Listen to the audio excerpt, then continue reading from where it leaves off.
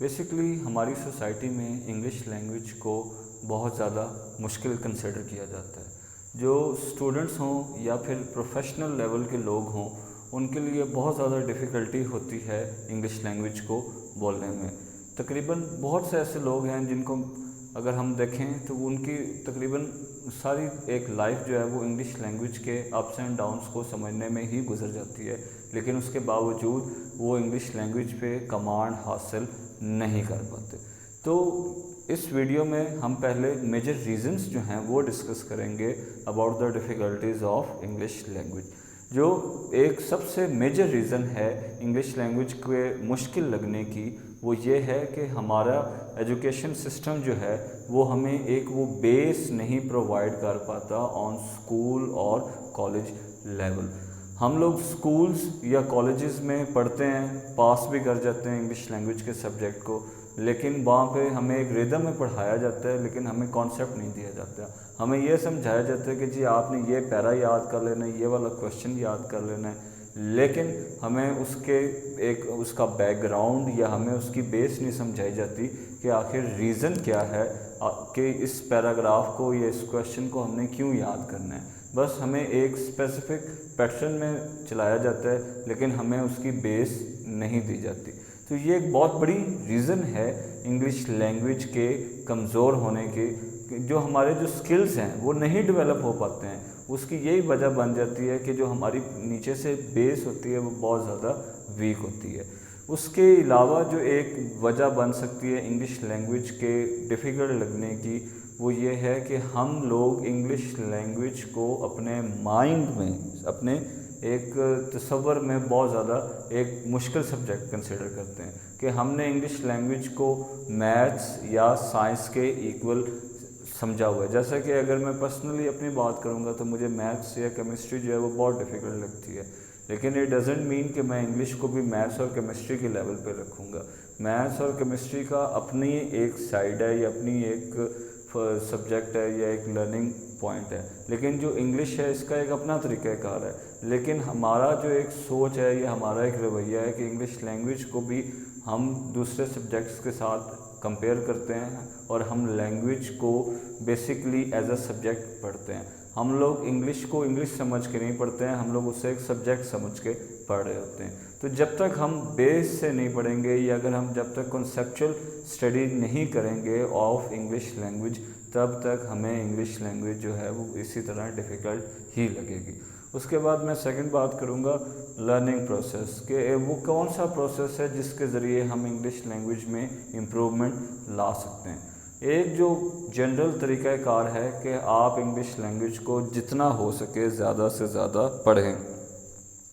English language کو پڑھنے سے، انگلش لینگویج کو سننے سے بھی، یا انگلش لینگویج کو اگر صرف سمجھا جائے، مطلب اگر آپ بول نہیں سکتے ہیں یا آپ کو سننے میں اگر مشکل لگتا ہے تو اگر صرف سمجھیں کیسے کہ جی آپ ایک ورڈ صرف لے لیں، اس ورڈ کو اگر آپ روز کے ایک دو ورڈز کو ہی صرف انگلش لینگویج کے یاد کرنا شروع کر دیں، ان کا میننگ پتہ ہو یا ان کا اگر آپ کو یوز پتہ ہو، تو اس طرح کا جو لرننگ پروسیس ہوتا ہے وہ بہت زیادہ ہیلپ فل ہوتا ہے انگلش لینگویج کو امپروو کرنے میں۔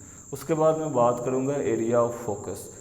ٹھیک ہے، ہماری ووکیبلری بہت اچھی ہونی چاہیے، ہمارے ریڈنگ یا رائٹنگ سکلز جو ہیں وہ بہترین ہونے چاہیے، کس طرح کہ جی اگر آپ دوسروں کو آبزرو کریں، لیکن there are some technical things that can not be learn without understanding them, کہ وہ چیزیں جو ہیں ان کو سمجھے بغیر ہم نہیں سیکھ سکتے یا یاد کر سکتے۔ وہ کیا ہیں جی؟ ٹینسز ہیں، پارٹس آف اسپیچ ہیں، ڈائریکٹ انڈائریکٹ اسپیچ ہیں یا ایکٹیو پیسو وائس ہے۔ اب جو ٹینسز ہیں وہ کیا کرتے ہیں؟ وہ ہمیں ٹائم کے بارے میں بتا رہے ہوتے ہیں۔ جب ہم کمیونیکیٹ کر رہے ہوتے ہیں لکھ کر یا بات کر کے، تو ہمیں اس میں ٹائمنگ کا کیسے پتہ چلتا ہے؟ جیسے اردو میں ہوتا ہے کہ ہم تھا ہے، تھی ہے، یا کرتا ہے، کرتی ہے، اس طرح کے ہم یوز کرتے ہیں ورڈز ان اردو سینٹنسز، لیکن انگلش لینگویج میں ہمیں جو ٹینسز ہوتے ہیں وہ ہمیں یہ بتاتے ہیں کہ آخر کیا طریقہ کار ہے ٹائم کو اسپیسیفائی کرنے میں۔ اس کے بعد میں بات کروں گا parts of speech. Parts of speech جو ہے وہ بیسکلی एक तो हमारी राइटिंग स्किल्स पे फोकस करते हैं और दूसरा स्ट्रक्चर ऑफ सेंटेंस जो है इस पर फोकस करते हैं। They are the basics of English language जिनका एक इंग्लिश लर्नर को या एक इंग्लिश स्पीकर या एक इंग्लिश राइटर को पता होना ज़रूरी है। उसके बाद मैं बात करूँगा डायरेक्ट इनडायरेक्ट स्पीच की। डायरेक्ट इनडायरेक्ट स्पीच जो है वो बेसिकली आपको इंग्लिश लैंग्वेज को लिखने में बहुत ज़्यादा हेल्पफुल होता है कि अगर आप एक लिख रहे हैं और एक इफ़ेक्टिव राइटिंग के लिए डायरेक्ट इनडायरेक्ट स्पीच का आना बहुत ज़्यादा ज़रूरी है, क्योंकि अक्सर इंग्लिश लैंग्वेज में होता है कि आप समटाइम्स किसी का कहा हुआ या किसी की एक बात को नरेट कर रहे होते हैं, तो उस नरेशन को इफ़ेक्टिव बनाने के लिए डायरेक्ट इनडायरेक्ट स्पीच का समझना बहुत ज़रूरी है। उसके बाद मैं बात करूँगा एक्टिव पैसिव वॉइस की। एक्टिव पैसिव वॉइस जो है वो लिखने में भी या कह लें कि राइटिंग में हमें बहुत ज़्यादा हेल्पफुल हमारे लिए हो सकते हैं, लेकिन एक्टिव पैसिव वॉइस का एक इन जनरल टर्म एक बोलने में बहुत ज़्यादा मेजर रोल होता है। अगर एक्टिव पैसिव वॉइस पे आपकी बहुत अच्छी कमांड है तो आपको स्पोकन इंग्लिश पे बहुत ज़्यादा कमांड हासिल हो जाएगी। Now there is a big question mark on spoken English कि आप कैसे अपना वो कॉन्फिडेंस जो है वो रेज़ कर सकते हैं, कैसे एक बहुत बड़े क्राउड के सामने आप बहुत इफ़ेक्टिवली कम्युनिकेट कर सकते हैं इन इंग्लिश लैंग्वेज। अब उसके लिए हमें इंग्लिश के 3 P's के ऊपर अमल करना पड़ेगा।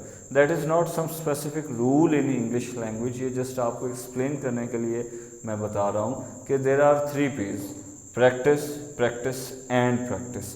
प्रैक्टिस बहुत ज़्यादा इंपॉर्टेंट है for gaining your spoken English skills. How can we communicate with another person? How can we communicate with a big crowd? How can we speak casually with each other?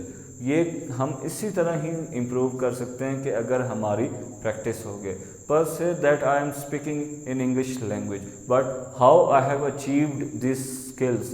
I have achieved this skills by doing practice. मैं fluency की बात करूँगा कि in general लोग जो है वो इतना फ्लुएंट नहीं बोल पाते हैं। लोगों को समटाइम्स टेंसेस का भी पता होता है, but they are unable to speak English language in a fluent manner.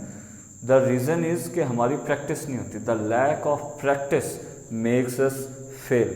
तो उस फेलियर से बचने के लिए आपको प्रैक्टिस, प्रैक्टिस और प्रैक्टिस की बहुत ज़्यादा ज़रूरत है। मैं उम्मीद करता हूँ कि इस वीडियो में आपको इंग्लिश लैंग्वेज के डिफ़िकल्टीज़ के बारे में पता चला होगा। इंग्लिश लैंग्वेज को सीखने के लिए आपको एक डायरेक्शन मिली होगी, क्योंकि किसी भी काम को करने से पहले उसकी डायरेक्शन लेना बहुत ज़्यादा इम्पॉर्टेंट होता है। तो उम्मीद करता हूँ कि ये वीडियो आपके लिए बहुत ज़्यादा हेल्पफुल रही होगी। इंशाल्लाह in our next video we will discuss about the tenses, जिसमें आपको मज़ीद इंग्लिश के बारे में पता चलेगा। That is all for today. Thank you, take care.